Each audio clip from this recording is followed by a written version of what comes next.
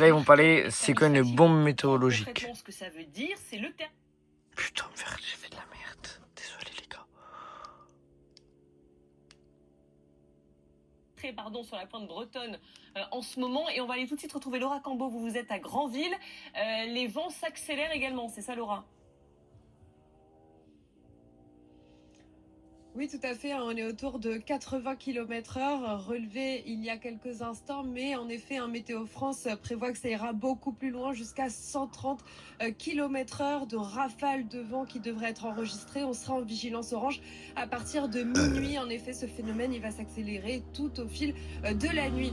Regardez, ici, la mairie de Granville a décidé d'interdire la promenade tout le long de la ville, puisqu'il y a en effet ce phénomène de la tempête Benjamin qui arrive, qui va s'accélérer jusqu'à demain, puisque la vigilance orange sera de mise jusqu'à demain midi. Nous avons parlé aux habitants qui nous ont dit qu'ils allaient faire attention. Certains nous ont dit qu'ils n'iraient peut-être pas au travail, qu'ils resteraient à l'abri, comme le préconise la préfecture de la Manche. Et puis, il y a ces commerçants qui ne savent pas s'ils vont pouvoir ouvrir demain. Certains ont déjà rempilé, refermé complètement leur terrasse. Et c'est le cas de ce glacier avec lequel nous étions tout à l'heure, qui nous disait qu'il ne savait pas s'il pourrait rouvrir demain, malgré le fait que nous soyons en vacances scolaires. Ce serait donc une perte pour lui, évidemment.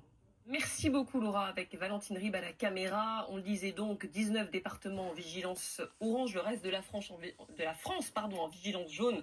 Vous le voyez sur la carte, on parle d'une bombe météorologique. Marquet, vous êtes collé au tableau, vous allez rejoindre Samy Sfaxi. Racontez-nous, c'est quoi une bombe météorologique? En fait, ce qu'il faut comprendre, c'est que depuis plusieurs jours, on a un véritable rail dépressionnaire qui traverse l'Atlantique.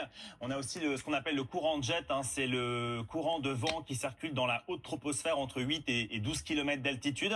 Et pour le coup, en fait, ce qui se passe, c'est que les vents soufflent à près de 300 km par heure en altitude. Et en fait, dans ce courant de jet, eh bien, se forment des dépressions qui circulent les unes derrière les autres. Et on a donc ce qu'on appelle cette bombe météorologique. Donc à la base, c'est une dépression. On a assisté à sa naissance et à présent on assiste à son creusement. Et en fait, parce que cette dépression va perdre 24 hectopascales, voire plus, en l'espace de 24 heures, eh bien on peut parler de bombe météorologique ou de cyclogenèse explosive. Donc on assiste à un creusement extrêmement rapide avec Restez chez vous demain, je vous conseille. en son centre, et donc ça provoque à la fois dites-moi dans les commentaires ce que vous pensez de cette tempête. dans les terres, puisque toute la France est concernée. Et alors justement, Marc, dis-moi où vous êtes. Vous êtes dans quelle ville? Vous êtes où? Dans quelle région? Dites-moi dans les commentaires. Alors d'abord les côtes de la Manche. Dès minuit, le département de la Manche est placé en vigilance orange. Des rafales de vent